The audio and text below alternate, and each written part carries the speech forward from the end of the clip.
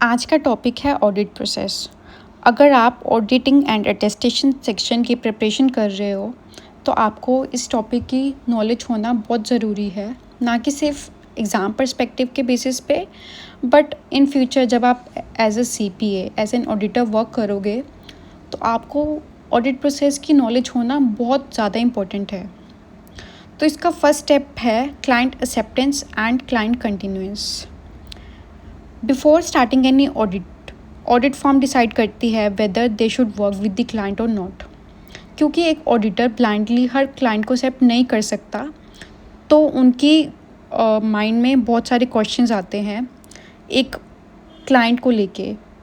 तो सबसे पहले हम एक मेजर डिफरेंस देखेंगे कि client acceptance and client continuance में डिफरेंस क्या है।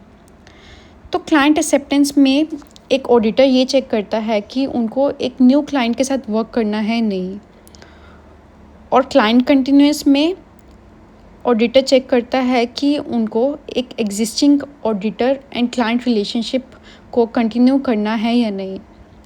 तो मेजर डिफरेंस यही है कि क्लाइंट एक्सेप्टेंस में एक न्यू क्लाइंट इन्वॉल्व होता है और क्लाइंट कंटिन्यूएंस में एक एग्जिस्टिंग क्लाइंट इन्वॉल्व होता है, जिसमें हमें ये डिसीज़न लेना है कि क्या हम इस क्लाइंट के साथ कंटिन्यू करना चाहते हैं या नहीं।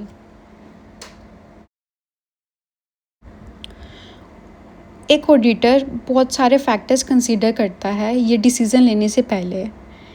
एक सबसे इम्पोर्टेंट फैक्टर है मैनेजमेंट इंटीग्रिटी। इसमें हम चेक करते हैं कि एक मैनेजमेंट है वो ट्रस्टवर्दी है या नहीं। ऑडिटर वैल्यूएट करता है कंपनी की reputation, past fraud cases, legal disputes, ethical behaviour.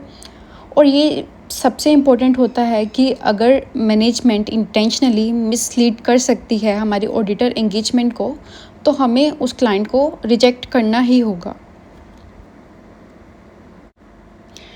उसके अलावा हमें देखना होता है इंडिपेंडेंस रिक्वायरमेंट्स। अगर ऑडिटर इंडिपेंडेंट नहीं है तो ऑडिट ओपिनियन रिलायबल नहीं माना जाएगा।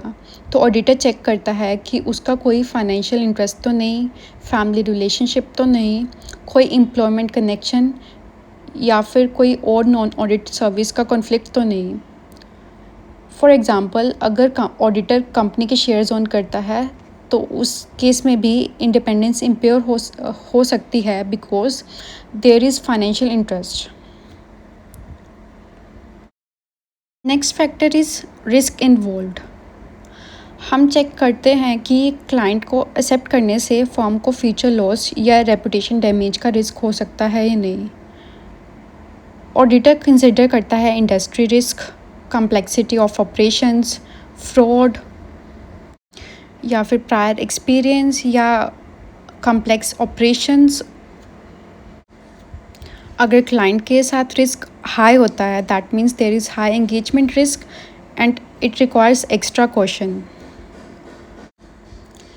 एक बार सारे फैक्टर्स कंसीडर करने के बाद ऑडिट फर्म नेक्स्ट स्टेप करती है, that is engagement letter sign करना।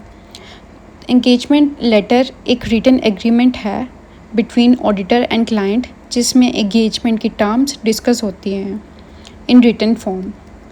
तो इसमें जनरली कवर होता है ऑडिट का objective, scope of audit, management की responsibilities, audit responsibilities, reporting framework, fees and other terms. तो एक बार एंगेजमेंट लेटर जब साइन हो जाता है, एंगेजमेंट बिगिन हो जाती है। So this is the first complete step of the audit process and हम नेक्स्ट वीडियो में नेक्स्ट स्टेप कवर करेंगे, दैट इज़ ऑडिट प्लानिंग।